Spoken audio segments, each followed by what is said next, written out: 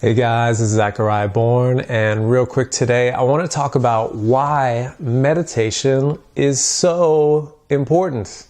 It's so important. And for a long time, I didn't really meditate. I'd heard that it's good for me, and I had done a little bit of, I had dabbled in it. And but over the past 2 years, I've been consistently meditating every day, and I've been meditating pretty often the last 6 years, something like that. And the thing about meditation, why it's so important to do as a daily practice, is it really makes your life much easier. And it's kind of hard to describe why that happens, but you just have so many less issues when you meditate. And a lot of people, well, that doesn't really logically make sense. And that's what's kind of funny about it is you do it and it doesn't quite logically make sense in that way. But things really just go smoother in your life. It's more about the things that aren't there than the things that are there. And so you're a lot less stressed and you're a lot more balanced and calm and centered. You're a lot more present and you're able to be much more positive. You have a lot more clarity. You have a tremendous amount more clarity on what the next best course of action is or how to interact with someone. And you really just end up avoiding a lot of conflict. Things just go much smoother. You're much happier, much more balanced. And you're also able to get your best ideas. Your best ideas always come from meditation. And for a lot of people, almost everyone says it's difficult to meditate or they feel like they're the only ones who can't, but almost everyone says that they can't do it. If you say you can't do it, you're in the majority, right? Everyone says that. I don't know, I can't seem to do it. But a lot of times people don't have a technique to do it, a technique that works for them, right? Finding a technique that works for you is super important. A lot of people just try to sit down and be like, all right, I'm going to meditate now. Okay, trying to quiet my mind. It doesn't work for me. I just did it. It didn't work. And of course it doesn't work. You're not just going to sit down and quiet your mind. That's ridiculous.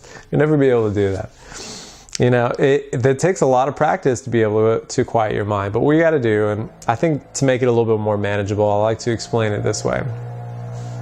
So when I sit down to meditate at the beginning, I might be having 20 thoughts per second, just my mind racing, right? And then I'm breathing,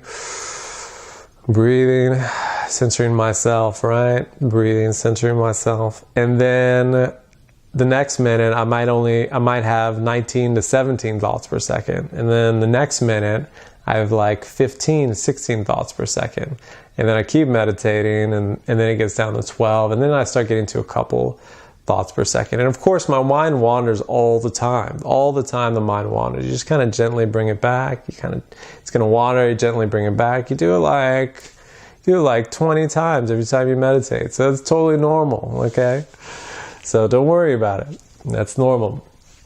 So then you just keep bringing yourself back. And it's a practice, right? The first time you try to pick up the guitar, you're not going to be Jimi Hendrix.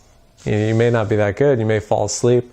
But actually, if you're falling asleep, that's a good sign because that means you're actually quieting your mind because in order to sleep, we have to sort of quiet our mind as well. So that means you're on the right track. So as you sort of get less and less thoughts as you do a technique, and I can give you a couple of quick techniques. You can do like a mantra meditation. You can just repeat for the first 2 minutes out loud. You can be like, I feel calm and at peace in the universe. I feel calm and at peace in the universe. And then after 2 minutes of repeating it out loud, you can do the next 15 minutes or so repeating it in your mind, like hearing yourself say the phrase, and you start feeling more calm and at peace. You feel more calm and at peace. You feel more calm and at peace. And you've repeated to yourself hundreds of times by the time you've finished meditating. And eventually you start getting into sort of this flow zone, right? And that's the really good part of meditation. That's really where you want to be. You want to be in the flow. So that state of flow, all right, when you really get into the zone, and a lot of times it even takes me 15, 18 minutes to get there. But that's when you really feel it. And you just kind of reset. It's like you reset everything. You really connect and you reset. It feels really good. So when you get into that zone, that's like the golden spot you want to be in. And it feels super euphoric. It feels really good. Meditation should feel like the best part of your day when you do it correctly. And it should feel that way for everyone. So once you get there, you get into the zone, that's when you really want to stay in there. You want to enjoy that zone. And then you kind of sneak out sometimes, and then you just kind of want to bring back and stay in there.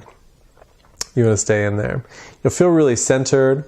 Also, I was watching this TED Talk, and it talked about how meditation literally makes you younger.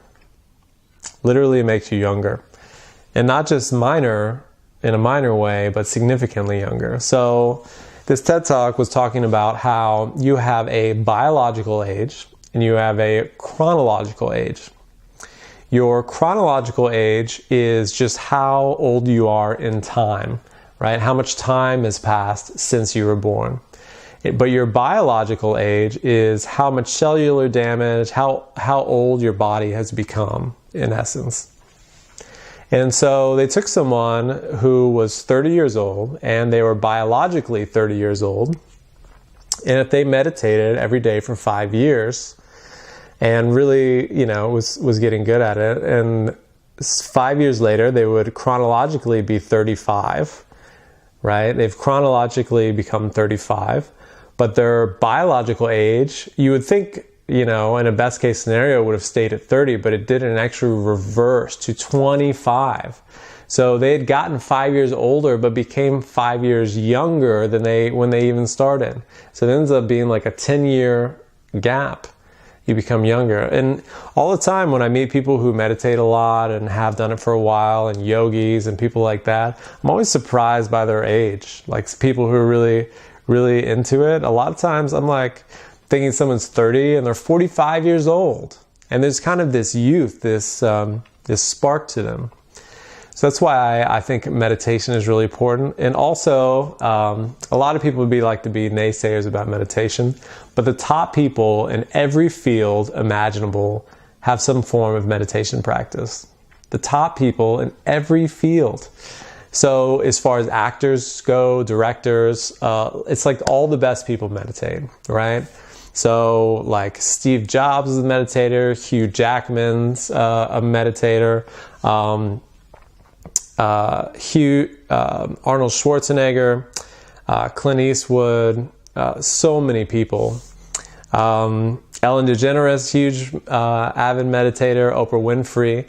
It's in this Tim Ferriss, who has a Tim Ferriss show. He interviews like a lot of really top performers in every field. And he said 80% of top performers, world-class performers, have some form of meditation practice. 80%.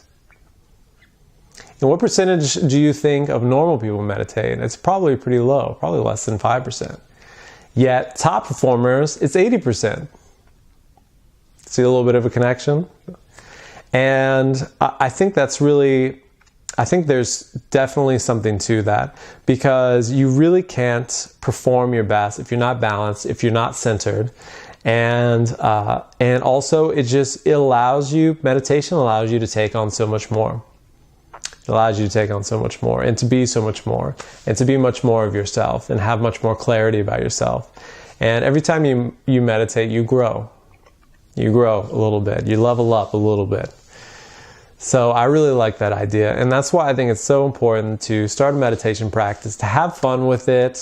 Some days you're going to suck at meditating. Sometimes you're going to be awful at it, right? Happens to all of us. It's got to be okay.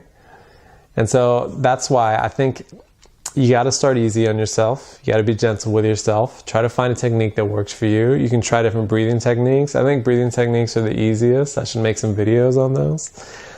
If you want to try a meditation breathing technique, it's really easy. There's one called infinite breath, and all you do, super easy, you breathe all the way in, you breathe all the way out, then you breathe all the way in, you breathe all the way out.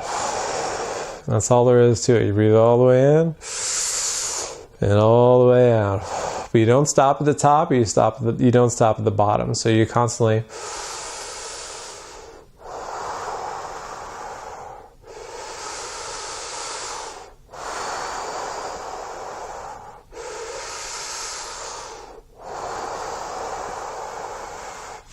right? You may feel ridiculous doing it, but that's got to be okay too, you know? So there's a lot of ridiculous things with personal development that can help you immensely. So I wouldn't let it bother you too much. So yeah, you just keep breathing like that. You concentrate on your breath. You let the rest of the world go, and you start feeling really good. And also another quick tip: don't try to learn to meditate when you're stressed out. A lot of times people want to like try to meditate or start meditating, you know, when they're stressed out or things are really problematic in their life, and that's not the time to learn. It's actually much better to do when you're neutral, and it's the best time really is first thing in the morning. Because also you're going to need less sleep. So set your alarm 20 minutes early, get up a little bit early, give yourself time to meditate and connect with yourself. That first bit of your day, you should always give to you. Always give that to you. Anyway, this is Zachariah Bourne. I hope you have the best day ever. And I hope meditations will make a tremendous impact in relationships and who you are. And I hope you guys have the best 2019 of all time. And I'll talk to you guys later. Take care.